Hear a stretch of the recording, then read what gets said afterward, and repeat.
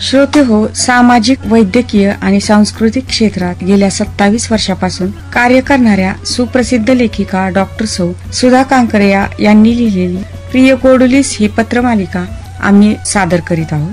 तर श्रोते हो, आता आपण ऐकूयात या पत्रमालिकेतील हे पत्र 33वे. जीवनाचा खरा दृष्टिकोन. प्रिय गोडुली, अनेक उत्तम आशीर्वाद. सकाळी सकाळी बिट्टू एकदम शांत स्तब्ध एका जागेवर बसलेला पाहून मन चर्र झाले.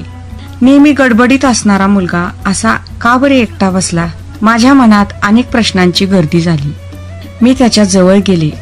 डोक्यावर कपाळावर हात ठेवून म्हणाले, काय रे बाळ, बरं नाही का वाटत तुला?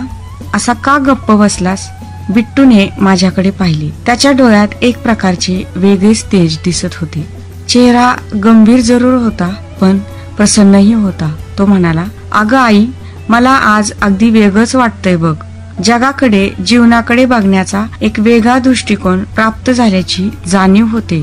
अत्यंत शांत स्वरात बिट्टू बोलत होता. अवखळ वळण घेत धावणारा धबधबा अचानक शांत सरोवर व्हावा तसं.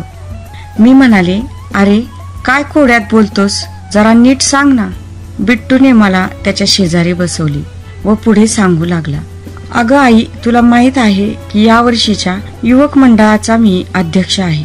त्या निमित्ताने फंड गोळा करण्याच्या हेतूने आम्ही एक नाटक आणत आहोत. त्याची तिकिटे विकण्यासाठी आम्ही सध्या फिरतोय.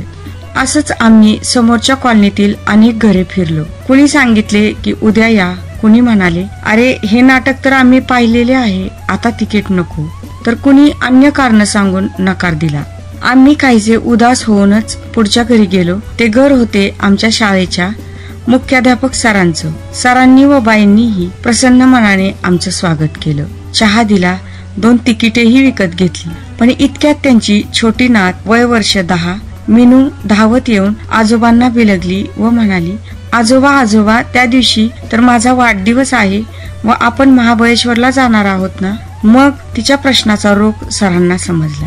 ते म्हणाले, हो मिनूताई, आपण नक्कीच जाणार. हे 2 तिकिटे आपण आपल्या भांडेवाली मावशी व तिच्या मुलीला देणार आहोत. तेही नाटक पाहतील व या मुलांच्या उपक्रमालाही मदत होईल. ही मुलं आदिवासी मुलांच्या मदतीसाठी हा उपक्रम करीत आहेत. मग आपण त्यांना मदत केलीच पाहिजे ना? तसा मिनूचा चेहरा खुलला व ती म्हणाली, आजोबा, मी पण वाढदिवसाला मिळालेल्या खाऊच्या पैशातले 100 रुपये या बिट्टू दादाला देईन. तिचे शब्द ऐकून भांडेवाल्या मावशी बाहेर येत म्हणाल्या, मीही माझ्या पगारातले 10 रुपये देईन हो. निरागस मिनू व मोठ्या मनाच्या मावशीने मला जीवनाचा खरा दृष्टिकोन शिकवला. तुझीच सौ आई.